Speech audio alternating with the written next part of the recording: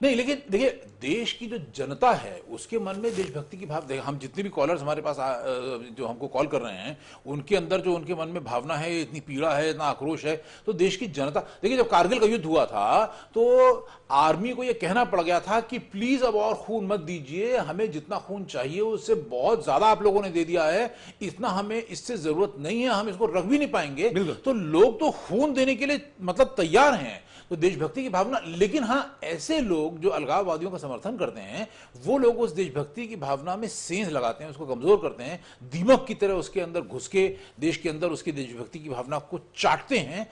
इनसे सावधान रहने की जरूरत है, बचने की जरूरत है। बिल्कुल। हम एक कॉलर से भी बात करेंगे, देखते हैं उनकी क्या प्रतिक्रिया है। हेलो जी, मैं सुनील सिंह बोल रहा था। कहाँ से बोल रहे हैं? मैं खंडवा एमपी से बोल रहा हूँ। हाँ बोलिए सर, मैं ये कह रहा था कि क्या ये कश्मीर में जो चल रहा है, लास्ट टाइम पिछले एक सीएम ने ये भी कहा, वंदे मातरम पे भी प्रतिबंध लगाने की बात कही थी, अब ऐसा हुआ है, इसमें अनुराग ठाकुर जो कर रहे हैं, क्या ऐसा नहीं लगता कि ये देश हित में ठीक है, ऐसा किया जाना चाहिए? मतलब तिरंगा लगाना जरूरी है ऐसा आप कह रहे हैं? हाँ हाँ, मेरे हिसाब से तो धन्यवाद। हम तो यही कह रहे हैं कि ये कहा जाता है कि बिल्कुल। बल्कि मैं तो एक बात और भी इसमें जोड़ना चाहूंगा सुनील जी की बात में, कि देखिए सिर्फ जो कश्मीर हमारे पास है इस वक्त, सिर्फ वही हमारा अभिन्न अंग नहीं है। हमारी पार्लियामेंट का यूनैनिमस रेजोल्यूशन है, यानी कि हर सदस्य ने वोट दिया, पार्लियामेंट हर पार्टी के हर सदस्य ने वोट दिया कि जो पाकिस्तान के कब्जे में गैर कानूनी तरीके से जो हमारे कश्मीर का हिस्सा है वो भी भारत का अभिन्न अंग है और वो भी हमको मिलना चाहिए। तो मतलब जो कश्मीर इस वक्त हमारे पास है वो तो है ही है हमारा, वो जो पाकिस्तान के नाजायज कब्जे में वो भी हमारा है। बिल्कुल। एक और कॉलर। हेलो, हाँ बोलिए। हेलो, हाँ बोलिए, क्या कहेंगे? ऐसा है कि ये सुप्रीम कोर्ट ने भारत के हर नागरिक को झंडा फहराने के लिए एक अधिकार दे रखा है। तो ये अधिकार सभी को, नागरिक को अधिकार है। हाँ। तो वहाँ झंडा फहराने में क्या आपत्ति है? इस समय ये सुप्रीम कोर्ट के और संविधान के विरुद्ध बात कर रहे हैं, और जो संविधान के विरुद्ध बात जो होती है वो देशद्रोही कहलाता है। तो इनको क्यों नहीं इनको देशद्रोही का मुकदमा दायर करके इनको बिल्कुल बाहर निकालना चाहिए। एक एमएमएस भी देखते हैं कि एमएमएस क्या कहता है। हमारे पास बहुत एमएमएस आए हैं। हाँ, जब से एमएमएस दिखाने शुरू किए हैं बहुत लोगों के एमएमएस आने लगे हैं। एक एमएमएस भी देखते हैं कि क्या कहता है।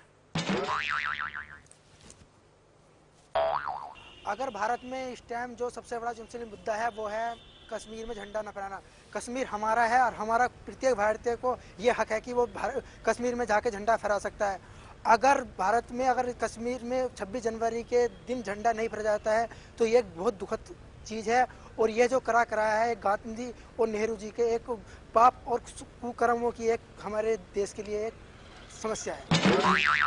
मनोज जी, जब भी कश्मीर की बात आती है नेहरू को याद किया जाता है, क्या कहेंगे?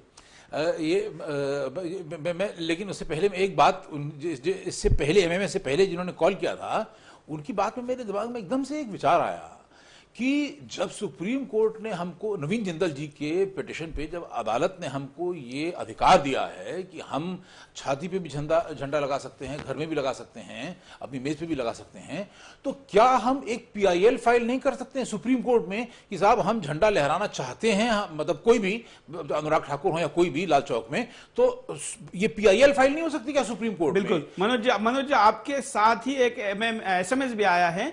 वर्षा पाटिल मुंबई से एसएमएस में कह रही है कि कोर्ट कई मामलों की खुद दखल देता है, खुद ध्यान देता है, तो इस मसले पर अब तक क्यों नहीं दे रहा है? आप पीआईएल की बात कर रहे हैं, ये उसके आगे की बात एक कॉलर ने की है। कोर्ट ने सेल्फ एक तरीके से खुद होके इसमें ध्यान क्यों नहीं देना चाहिए? सुमोटो क्यों नहीं करना चाहिए? करना चाहिए जी, बिल्कुल। एक और कॉलर हमारे साथ जुड़ने जा रहे हैं, उनके साथ भी बात करेंगे। साथ साथ में हम आपको और भी प्रतिक्रियाएं दिखाएंगे। उन प्रतिक्रियाओं के साथ एक कॉलर से बात करते हैं। हाँ बोलिए, आपका शुभ नाम बताइए और आपकी प्रतिक्रिया बताइए। हेलो, नमस्कार। नमस्कार, जय हिंद सर। सुरेश जी, जय हिंद। जय हिंद सर। मैं डीपी से बोल रहा हूँ, पुणे से। बोलिए बोलिए। डीपी सिंह। हाँ सर मेरे को ये बताइए हाँ। कि हम अपना देश का तिरंगा कहीं भी लहरा सकते हैं। हमारा तो ये कहना है सुदर्शन न्यूज के जरिए कि जिसको भारत की माटी से है प्राणों जैसा प्यार नहीं, रहे कहीं इस दुनिया में पर भारत में अधिकार नहीं। समझे सर। और उमर अब्दुल्ला को ये चाहिए, ये अपने राष्ट्रपति प्रतिभा पाटिल को चाहिए कि उसको राष्ट्रद्रोही घोषित करे और सीधा फांसी पे लटका दिया जाए।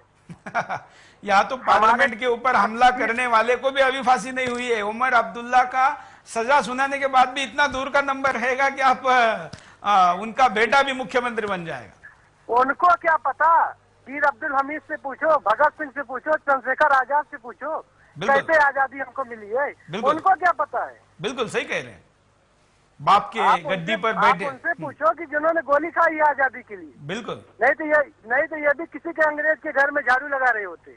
बिल्कुल बिल्कुल सही कह रहे हैं। धन्यवाद धन्यवाद, बहुत अच्छी प्रतिक्रिया। बात करें देश के तिरंगे की, हमारे राष्ट्र ध्वज की और उसके अपमान की।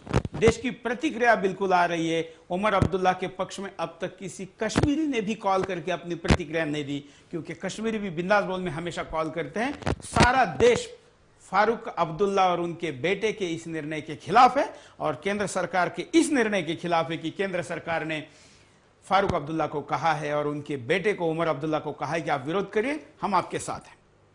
हम आपको यहां पर एक तिरंगा फिल्म का एक शॉट दिखाते हैं कि क्या कहता है।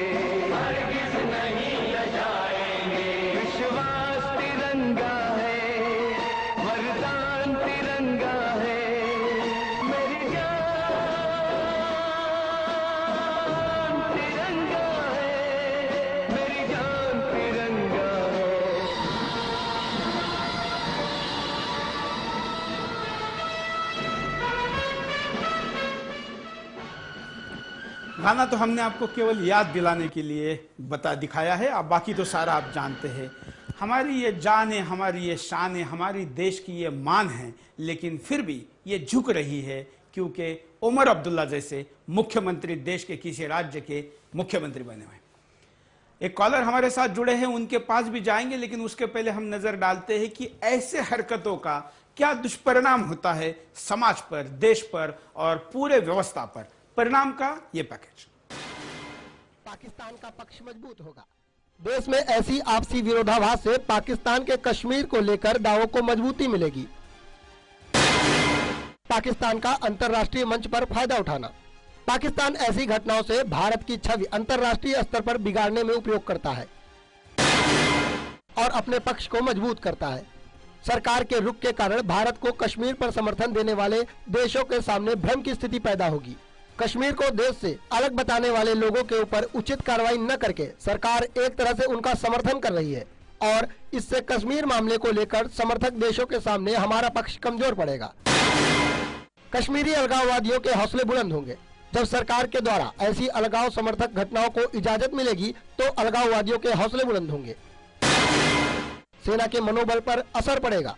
जब ऐसे भड़काऊ भाषण देकर सरकार अलगाव की भावना को बढ़ावा देगी तो सेना के मनोबल पर और मानसिकता पर असर पड़ेगा। देशभक्तों में कुंठा की स्थिति पैदा होगी। जब देशभक्ति के जज्बे को नकारा जाएगा तो देशभक्त कुंठाग्रस्त हो जाएंगे। बिल्कुल, और भी परिणाम है, लेकिन मोटे तौर पर इन परिणामों को नजरअंदाज नहीं किया जा सकता क्योंकि किसी भी समाज के मनोबल के साथ, राष्ट्र के साथ खड़ा होने की आवश्यकता होती है जिस पर इससे प्रहार होगा। एक कॉलर है, उनसे बात करते हैं। हेलो, बोलिए, आपकी प्रतिक्रिया दीजिए। हाँ सर, बोलिए। सर मैं महाराष्ट्र से हेमंत कुलकर्णी बोल रहा हूँ, जालना डिस्ट्रिक्ट से। बोलिए हेमंत जी। सर मैं मनमोहन जी की सरकार को अपील करना चाहता हूँ कि अगर उन्हें देश के बारे में कुछ लगता है कि देश के बारे में कुछ करने की, कर गुजरने की अगर इच्छा है तो वो प्रोटेक्शन दे रही है यात्रा को, जो लाल महल में झंडा फहराने वाले हैं। और अगर वो नहीं ऐसा कर सकते तो मैं उनको बोलना चाहता हूँ कि हिंदुस्तान के नौजवानों में तो इतनी ताकत है कि वो लाल महल क्या, लाल चौक क्या, वो तो इस्लामाबाद के इस पे भी लाल झंडा क्या, इस्लामाबाद पर भी वो तिरंगा फहरा सकते हैं। ये हिंदुस्तान के नौजवानों में ताकत है। बिल्कुल। और इसके लिए मैं बोलना चाहता हूँ कि मुझे साधु ऋतुम्बरा जी की वो पंक्तियां याद है, इतिहास की तो हस्ती है कि आप पूरा भूगोल बदल देंगे, धारा का रुख बदल करके लाहौर से गुजरेगी गंगा, इस्लामाबाद की छाती पर लहरेगा भारत का झंडा। वाह, बहुत अच्छा। हाँ, बहुत अच्छा, धन्यवाद। एक और कॉलर है, उनकी भी प्रतिक्रिया लेते हैं। Hello hello hello. हाँ बोलिए। मैं सऊदी से बोल रहा हूँ सर। हाँ हाँ, क्या कहना चाहते हैं? मैं कहना चाहता हूँ कि इतना साल हो गया, 62-63 साल। हाँ, क्या इसके पहले तिरंगा झंडा वहाँ पर नहीं फहराया गया था? शायद आपने इसके पहले भी इसी विषय पर कॉल किया है, हम इस विषय पर बात कर चुके हैं। नहीं, अभी मैं किया। दूसरे थे। बिल्कुल। कि आज आपत्ति क्या है, क्या इस पर आपत्ति है कि बिल्कुल, हाँ बिल्कुल, आज क्यों नहीं फहराया दिया जा सकता। बिल्कुल, जी सर, धन्यवाद।